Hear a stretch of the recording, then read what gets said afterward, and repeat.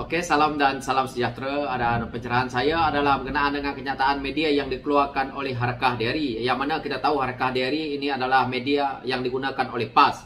Yang mana kenyataan itu mengatakan bahawa anak muda serik sokong PH. Dan daripada kenyataan yang dikeluarkan di sini, saya tertarik dengan satu kenyataan, iaitu mengatakan bahawa terpengaruh dengan kempen PH yang mana dia kata janji-janji yang dikeluarkan oleh PH seperti PTPTN. Dan sebelum saya nak menguraikan tentang isu PTPTN ni, lebih baik kita lihat kepada video yang mana inilah janji PAS kepada anak muda. Bagi PAS, kita menawarkan sesuatu tawaran yang dikaji dengan teliti oleh semua pakar-pakar. Ya, kita ada pakar ekonomi, pakar percukaian, ya, kita ada pakar agama, duduk bincang, ya, kita tengok implikasi kewangan, kemampuan kewangan kita untuk menampung, baru kita offer kepada rakyat. Ya. Sebagai contoh, bila kita janji untuk hapuskan hutang PTPTN 4.8 juta, ya, yang tak bayar hutang PTPTN, ya. Tapi kalau kita berapa kos sebenar kalau kita hapuskan hutang PTPN, itu kan 8 bilion setahun. 8 bilion jumlah yang sikit berbanding 200 bilion lebih bajet negara. Jadi oleh kerana itu kita melihat ini hak bagi rakyat. Dalam Pakatan Harapan mereka letakkan sasaran 4,000 ke atas bayar hutang PTPN, 4,000 ke bawah income tak perlu bayar hutang PTPN. Ya, bagi kita 4,000 dah, kalau di Bandar Kuala Lumpur apa sangat 4,000 dengan sewa rumah hampir 1,000 kalau insya-Allah, mungkin lebih lagi. Jadi oleh kerana itu bagi kita ini hak yang dijamin dalam perlembagaan dan kita mendukung hak tersebut. Kepada anak muda, anda boleh ada pilihan sama ada anda nak keluar dengan pikul hutang ataupun anda nak hutang dihapuskan, dimasukkan. Yang kedua ialah tawaran kepada anak muda khususnya. Kita melihat isu kos hidup ini satu isu yang besar. Kos hidup ialah bebanan yang berangkai. Dia ada faktor rumah sewa, dia ada faktor kenderaan, dia ada faktor tol dan sebagainya. Dan dalam manifesto kita melihat bahawa isu kos hidup ini mesti diselesaikan pada punca dia. Dia ada dua faktor. Satu faktor bagaimana untuk mengurangkan bebanan, yang kedua bagaimana untuk meningkatkan income, pendapatan. Jadi kita menawarkan kepada anak muda khususnya tawaran bagi pembeli kereta yang pertama 1,300 cc ke bawah, kita akan hapuskan duty excise dan pinjaman Qardul Hasan, tidak ada interest, tidak ada bunga. Ini tawaran kita. Sebab kita melihat bahawa kalau kita nak kurangkan kos hidup, bukan hanya kita perlukan tingkatkan income. Jadi itulah janji PAS di PRU ke-14 yang lalu, 2018, yang mana dia menjanjikan bahawa nak hapuskan hutang PTPTN. Jadi apa yang dikeluarkan oleh Harakah Dairy ini, apabila dia cuba untuk membangkitkan isu PTPTN, yang mana jelas yang membuat manifesto berkenaan nak hapuskan PTPTN adalah PAS. Dan kita lihat juga bahawa PAS mengatakan bahawa mereka nak hapuskan duty exercise kepada kenderaan yang di bawah cc 1,300. Dan dia juga nak membuat hutang itu tidak perlu nak membayar interest. Yang mana kalau kita pinjam dekat bank, harga kereta itu 20,000, maka kita bayar deposit 5,000, maka kita cuma bayar hutang 15,000. Itu yang dimaksudkan oleh pimpinan PAS waktu itu. Jadi di sini jelas kita lihat bahawa siapa yang berbohong, dan anak muda harus lihat bahawa kenyataan yang dikeluarkan oleh pimpinan PAS bahawa mereka memutarbelitkan fakta yang jelas adalah pimpinan PAS yang berjanji nak hapuskan PTPTN. Jadi itulah janjinya yang tinggi melangit, dan akhirnya hari ini rakyat dah lihat PAS berada dalam kerajaan yang mana dia tidak dapat tunaikan janji, yang cerita, yang dia kata pakar ekonomi lah. Semuanya hari ini rakyat dah rasa bahawa kalau PAS ada pakar ekonomi, kenapa pimpinan PAS tidak membantu Menteri Kewangan dalam kerajaan mereka hari ini untuk mengurangkan inflasi, untuk mengurangkan beban ekonomi yang ditanggung oleh rakyat hari ini. Jadi pemimpin PAS mengatakan bahawa anak muda seri sokong PH ini jelas adalah propaganda yang mana mereka sendiri takut kerana orang yang menyokong PAS ni adalah walaon-walaon yang totok. Mereka-mereka yang dah tua saja yang tinggal lagi nak menyokong PAS ini.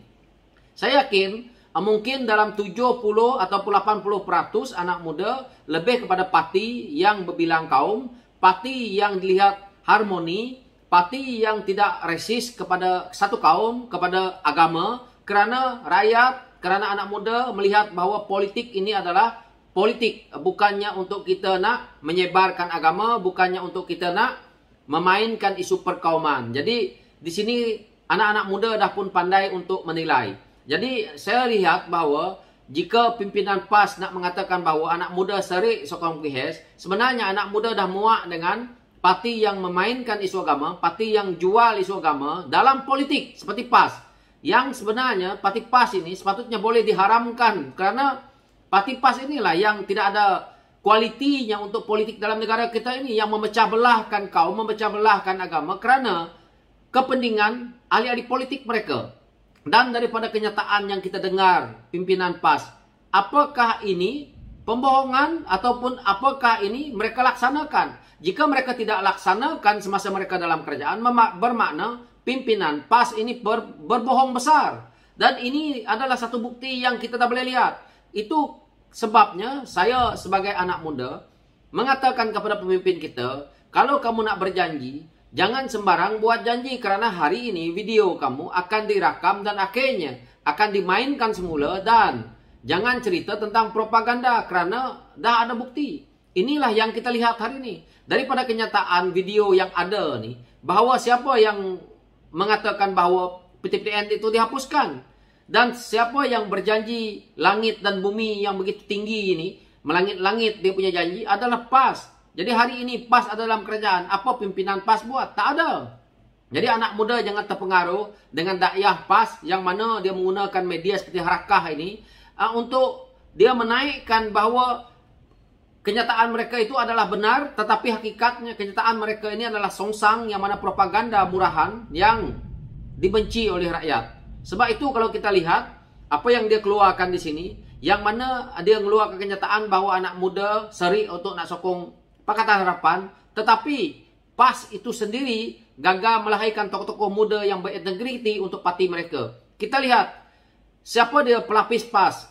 Yang ada itulah orang-orang tu lagi nak bertanding, orang-orang tu lagi nak bertanding. Dia tidak ada tokoh muda. Kita lihat dalam Pakatan Harapan, contohnya PKR, kita melahirkan dah begitu ramai YB kita yang muda. Belum adun-adun kita, ahli parlimen kita dah muda-muda, dan adun kita lagi banyak. Daripada DAP lagi banyak adun-adun yang berbilang kaum menjadi ahli politik yang kita lihat boleh membawa ke arah yang lebih baik. Jadi apa yang pemimpin PAS kata, apa yang Harakah ni kata, itulah cakap tak serupa bikin. Mereka tak mampu nak menjadi satu parti yang hebat, dan akhirnya mereka cuba untuk mempengaruhi anak-anak muda agar bersama mereka dengan menjual isu agama. Jadi apa yang kita lihat di sini, yang mana isu PTPTN ni, apabila saya lihat kenyataan yang ada di sini, dia kata anak muda terbabit juga mengakui pernah terpengaruh dengan janji Pakatan Harapan PIHES menjelang PRU lepas. Katanya, ramai rakan terpengaruh dengan janji manis PIHES termasuk melupuskan pinjaman Perbadanan Tabung Pendidikan Tinggi Nasional PTPTN. Sekarang rata-rata anak muda sudah serik dengan janji PIHES. Ada kawan-kawan sebut kalau kerajaan tidak hiraukan anak muda, kita tukar kerajaan lain pula, ujarnya.